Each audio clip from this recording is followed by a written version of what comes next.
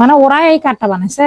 Hello everyone, আসসালামু আলাইকুম। কেমন আছেন? নিশ্চয়ই ভালো আছেন। আলহামদুলিল্লাহ আমিও ভালো আছি। আজকে আমি আমার ছোট ভাই এবং আমার আম্মুর সঙ্গে চলে এসেছি আমাদের পুরাতন বাড়িতে, যেখানে আমার বাবার শৈশব কেটেছে। আমিও ছোটবেলায় এই পুরাতন বাড়িতে কত দৌড়ে দৌড়ে আসতাম, খেলতাম, অনেক বেশি ভালো লাগতো। আমি প্রায় অনেক বছর পর আজকে আম্মুর সঙ্গে চলে আসলাম যে চলো একটু পুরাতন বাড়িতে দেখে আসি সবাই কেমন আছে না আছে। সত্যি কথা বলতে একদম চেঞ্জ হয়ে গেছে।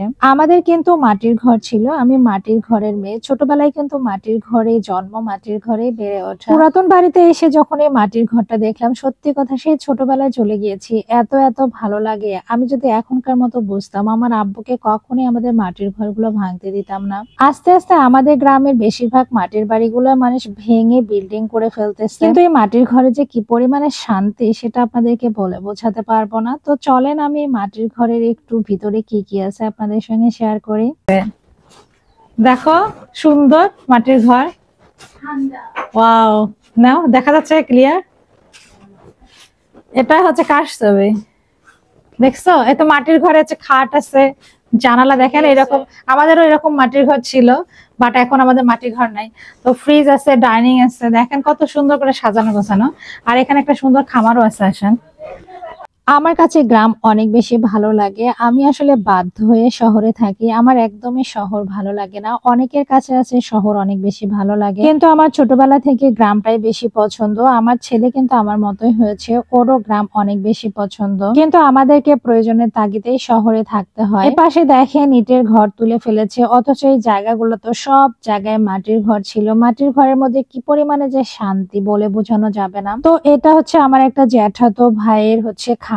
আসলে আমাদের বাবার যারা বড় ভাই থাকে তাদেরকে আমরা জ্যাঠা বলে থাকি। তো সেই জ্যাঠার ছেলের এটা খামার। সে চাকরি করতো, চাকরি ছেড়ে দিয়ে এসে আসলে এখন খামার দিয়েছে। খামারটা মাশাআল্লাহ অনেক সুন্দর, অনেকগুলো গরু আছে। আমারও এরকম গরু, মুরগি, হাঁস অনেক বেশি পছন্দ। তো তারপরে আমরা পুরাতন বাড়ি থেকে ঘুরে ফিরে চলে আসলাম বাড়িতে। তো বাড়িতে এসে আমি আমার বাবার সঙ্গে রান্না বান্না করছি। আমার বাবা তো আসলে রান্না বান্নায় প্রত্যেকটা কাজে কিন্তু আম্মুকে সাহায্য করে। তো আমরা থাকলেও আমাদের বাবা আমাদেরকে কাজে সাহায্য করে। আমার মা মাঝে মাঝে একটু বিরক্ত হয় যে কেন রান্না বান্না করতে হবে। আসলে আমার বাবা একটা সময় চাকরি বাকরি করতেন। আমার বাবা যখন সরকারি চাকরি করতেন তখন কিন্তু তার বাড়িতে সময় ছিল না, যতটুকু সময় পেত আমার মাকে সাহায্য করত। সেই অভ্যাসটা তার এখনো আছে, এত বয়স হয়ে গেছে তারপরে প্রত্যেকটা কাজে সে সাহায্য করে। তো আমার কাছে মনে হয় যারা বয়স্ক মানুষ আছেন তারা আসলে কোনো কিছু করতে চাইলে করতে দেওয়া উচিত, কারণ তাদেরও সময়টা কিভাবে কাটবে বলেন। যেমন আমরা তো বিভিন্ন ধরনের সোশ্যাল মিডিয়া, ফোন, টিভি দেখে হয়তো বা বাচ্চাদের পড়াশোনা সব মিলে আমরা সময় পার করি। তো বৃদ্ধ মানুষগুলো যখন চাকরি বাকরি থেকে অবসর নিয়ে নেয় তাদের তো আসলে সবকিছু থেকে অবসর হয়ে যায়, তারা কি করবে না করবে বুঝে উঠতে পারে না। এজন্য সংসারের হাতে হাতে কাজ করে দিতে তাদের ভালো লাগে। আমার বাবা বলে যে আমার কাজ করতে ভালো লাগে, তবে ইদানিং আমার বাবার শরীরটা অনেক বেশি দুর্বল। আগে যতটা কাজ করতে চাইতো এখন তার কোনো কিছু করতে ভালো লাগে না, তার খেতে ভালো লাগে না। অনেকে হয়তো বা তার এসব ব্যবহারে অনেক বিরক্ত হয়, কিন্তু করার কিছু নাই। আমরাও একটা সময় বৃদ্ধ হয়ে যাব, আমরা আসলে একটা সময় হয়তো বা সন্তানের বোঝা হয়ে যাব। এই জন্য বাবা মার পরিস্থিতিগুলো আমাদের বোঝা উচিত। তো আমার পাশে যাকে দেখছেন ইনি হলেন আমাদের রাজিকা বানু। উনি আসলে ওনার অনেক কষ্টের কথা বলতেছেন। ওনার স্বামী কিছুদিন আগে মারা গিয়েছে। একটা মেয়ের যে স্বামী কতটা ইম্পর্টেন্ট ওনার কাছ থেকে শুনলেই আমি বুঝতে পারবো। উনি শুধু কান্নাকাটি করেন। উনি আসলে যখন আগে ওনার বয়স যখন কম ছিল, ছেলে মেয়ে ছোট ছিল, আসলে এত অভাব অনটন ছিল যে মানুষের বাড়িতে বাসি ভাত খেয়ে সংসারের সব কাজ করে দিত।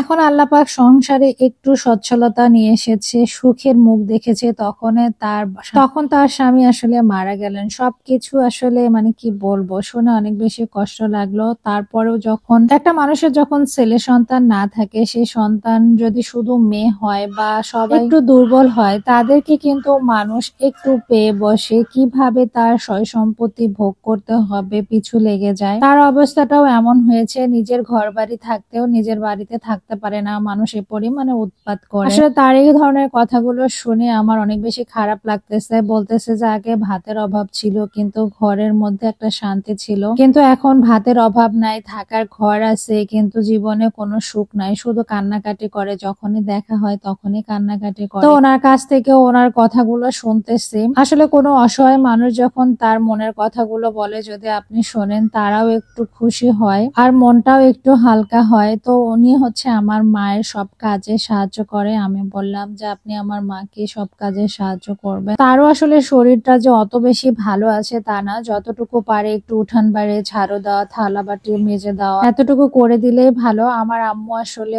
অনেকটা চেহারা খারাপ হয়ে গেছে। আমার বাবার শরীর যেমন ভালো না, আমার মায়েরও শরীর কিন্তু ভালো না। আমরা চাই যে আমার বাবা মা ভালো থাক, সুস্থ থাক। সন্তান হিসাবে কিন্তু আমাদের এটাই চাওয়া, প্রত্যেকটা সন্তানের এই ধরনের চাওয়া পাওয়া হওয়া উচিত। কারণ আমাদের বাবা মা তাদের জীবনের সব সুখ শান্তি উৎসর্গ করে দিয়ে সবসময় এটাই চেয়েছে, সন্তানরা সুখে থাকুক, সন্তানরা ভালো কিছু করুক, এটাই। তো আজকের ভিডিও আপনাদের কেমন লাগলো অবশ্যই কমেন্ট করে জানাবেন। সবাই ভালো থাকবেন, সুস্থ থাকবেন, নিজের বাবা মার প্রতি খেয়াল রাখবেন। নিজের বাবা মাকে অন্তত দিনে এক দুইবার সময় পেলে ফোনে কল করে খোঁজ খবর রাখবেন, এতটুকুই। তো সবাই ভালো থাকবেন। আল্লাহ হাফেজ, আসসালামু আলাইকুম।